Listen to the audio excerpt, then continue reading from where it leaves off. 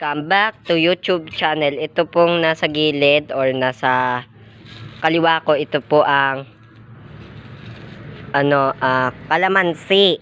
Ayan po Ito po ang aking mother na aking nagdadamo Kung hindi nyo mapapansin, ang luwang dito sa San Rafael, Bulacan.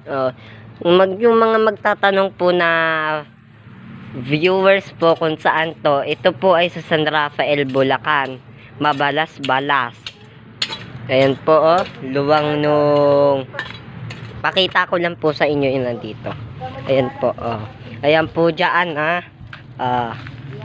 ayan. Ito naman po yung mga kapitbahay namin na tulog pa.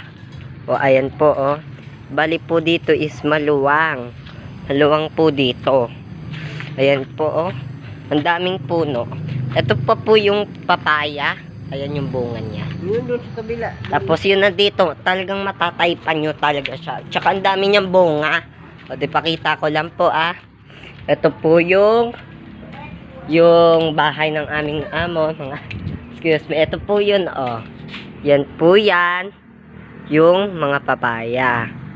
Na sobrang dami Mahirap bilangin kasi sobrang dami niya. Tapos ewan ko lang po kung anong klase itong puno. Basta ayan. Tapos nandun pa po yun sa taas. Ayan. Tapos punta po tayo sa aming bahay. Bale, ganito lang po yung aming bahay. Kadugyot. I'm sorry. Ito po yung flowers ni mama ko. Ito naman po yung puno ng mabolo. Ito po yung terrace namin. Pagkatapos po dito sa terrace namin, ito naman po kami sa kapitbahay. Ito po yung punos ng saging. Ayan po yan Libutin lang po natin. Ayan. Ito po yung bakanting lote na wala pa pong nakatira. Baka ano pa po siya yung parang tapunan. Ito yung aming kapitbahay. Ayan. Diyan po yung aming mga kapitbahay. Balit itong punong to, guys, puno to ng saging. Baka kung ano-ano na naman yung i-comment nyo dyan, ay pasensya na po tayo. Malaki po yan Yan po. Sayang po, dapat pinagandahan po ng kinortehan po ng mabuti. Di balik na po tayo. Ito yung aming terrace ng aming bahay. Sko po Lord. Ito pa po yan. Ito pong kwartong to, yan po is stock room. Stock room pa po. Pasensya na, hindi ko pa po kasi ito malilibot. Kasi sa susunod, palilibot ko po natin to. Ayan po Ito po ay sa Mabalas-Balas, San Rafael, Bulacan. Ito ay bodega din, stock room. Tapos dito, kung hindi nyo mapapansin, kayo yung mamamangha dahil yung papaya na to, sobrang daming bunga. Thank you Lord, dahil may blessing na dumating. Ayan, I'm sorry sa mga nakasampay dito.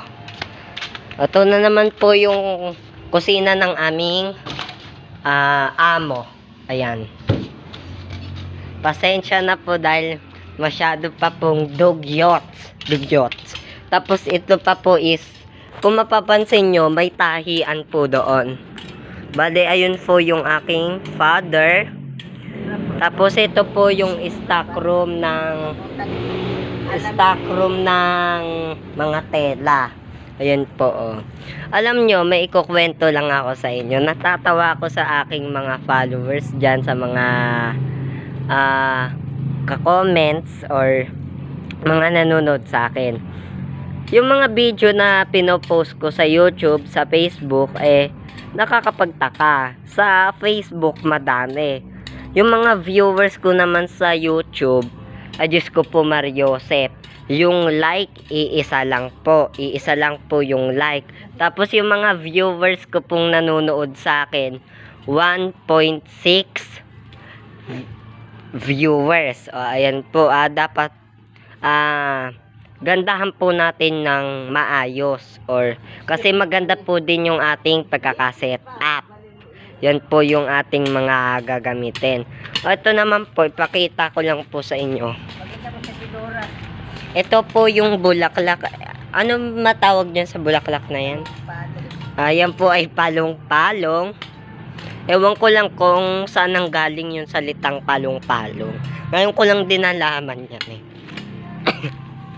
Sa lahat ng mahilig sa plant dyan, baka subukan nyo yan, no? Palong-palong. Ayan yung, ito yung papayang isang pinakita ko kanina sa inyo nung nag-umpisa po tayo. Ayan. Tapos pakita ko naman po sa inyo yung labas or ng ating himpilan. Bale, papasok po tayo dito. Ayan. Ayan. Ito po yung pusa, oh, naka-my-day pa. Charot. Bali dito is, ito po yung tahian. Tahian po na hindi po tahian ng mga damit. Tahian po yan ng mga bra. Ayan pa po. Maraming salamat po. Bye-bye!